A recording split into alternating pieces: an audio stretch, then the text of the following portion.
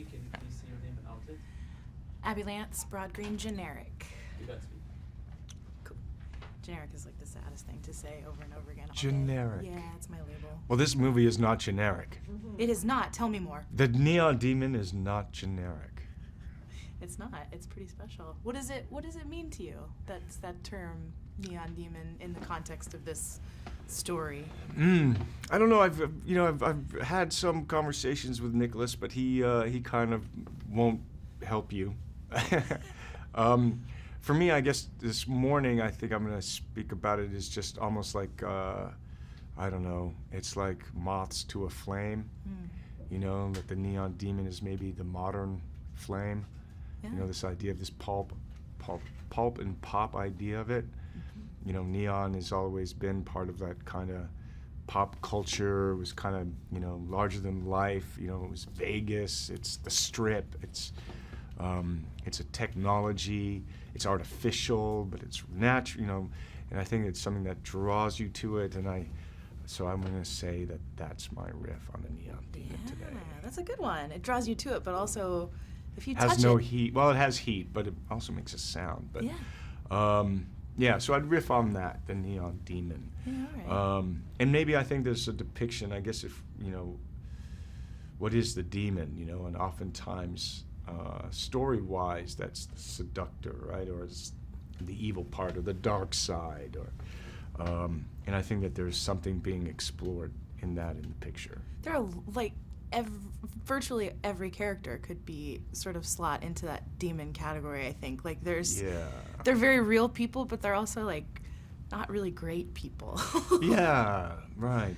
But I don't know. I mean, but when the movie holds the mirror up, it's not like we don't see ourselves in it, you know. Yeah. Well, and when he was introducing the film last night, Nick said you got your own special introduction. I know, that was very kind. Yeah. Well, so he said that you guys had met before this, but you've never actually worked together. That's correct. Yeah. What made you sort of want to work with Nick?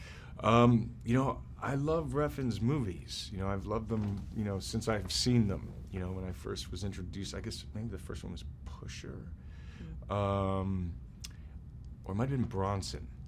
Yeah, anyway, so, yeah, I mean, I love his, I'm gonna call it cinema. I love Nicholas's movies.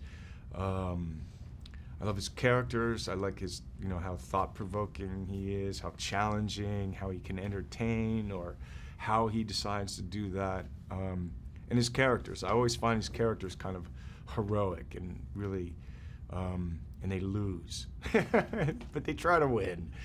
But, you know, and he deals with a lot of what's on the inside and outside, you know, how the person is perceived from a culture around them, and how they're trying to move in that, survive in it, or succeed in it. And I think the Neon Demon definitely falls into that. Yeah, and he also very subtly has this sort of eerie, cultish horror undertone, especially in this one, but in a lot of his stuff too.